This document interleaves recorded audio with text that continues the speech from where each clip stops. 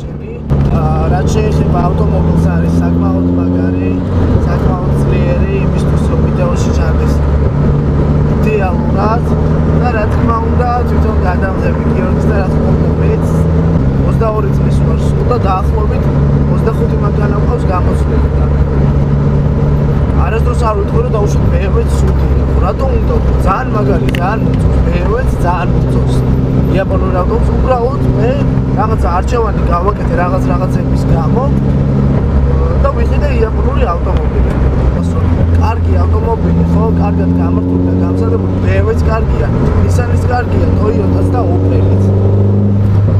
ამიტომ ნუ გააკეთებ ესეთ შედარებები ცხოველებში, მაგრამ დაუწყებ გინებას ცხოველებს იმის გამო, რომ ვიღაცაზე ნაკლებად გაიარა და ნაკლებად გამოვიდა მოსახლეში კუთხე და ასე შემდეგ. არ შეიძლება, იმიტომ რომ თქვენ მაგას ვერ გააკეთებთ.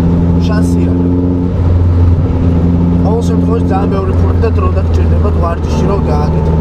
ამიტომ სანამ ვიღაცის დონეზე ვერ ვიხარ, მოგანკიცხებ. უბრალოდ თუ მოგწონს, თქვი რომ მოგწონს, თუ არა და შენ გზაზე წადი რა თქმა უნდა.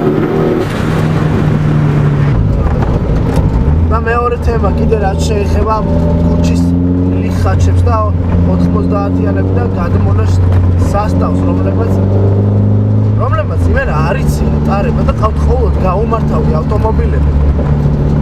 არც თორმუსია აქვს, არც სიმძლავრე აქვს, არც დაკიდების სისტემა აქვს, არაფერი არ აქვს. და ტიპები გაზავნენ გზაში და პატაპუნტი ზოგი იხოცება და ზოგი ხალხს ამტროს და მოკლედ ძალიან ცუდი ვითარება და მოუწოდეთ მაგ ხალხს რომ თუ რაღაცა გინდა წადით ბიზია რუსთავში და იგაზავეთ იქ და ძალიან გთხოვთ რა თქვენს გამო ხომ მე და დავუშვათ ჩემს კოლეგებს ხელი ეშლებათ იმაში რომ რაღაცა დადიან ქუჩაში და პატრული თხოვა უბრალოდ ის უთხავს რომ გაზავთ ჩვენ არ გაზავთ ხალხს ჩვენ დავდივართ რუსთავში და გაზავთ იქ იმიტომ რომ ხალხში გაზავება არ შეიძლება ფიზიკურად არც გზა უწყობს ხელს არც მოძრაობა და პატრულია იმდენი რომ ნებისმიერ ქუჩაზე შეიძლება ერთ ქუჩაზე 3 პატრული შექმნას.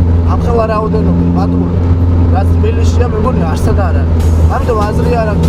ზოგი ქუჩა გმაოსანდეს რა. წადით და სადმე იგაზავთ დელოზე გადით და იქ მიხართ.